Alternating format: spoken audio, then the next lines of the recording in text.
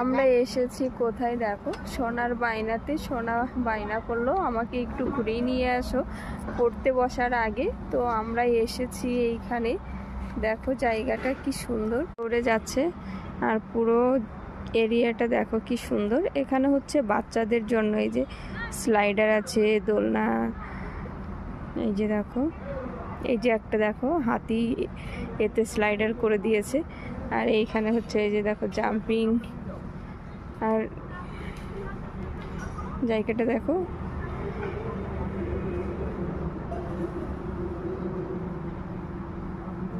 খুব সুন্দর। এই যে দেখো সন্ধ্যার টাইমে সবাই এখানে আসে, বসে। এইসব জায়গাগুলো এই যে বসে বসে সবাই মানে যে যা খাওয়ার গল্প করার সবাই করে। আরও ওই দিকটা অনেক ছোট ছোট স্টল মতো করে রেখেছে দেখেছি।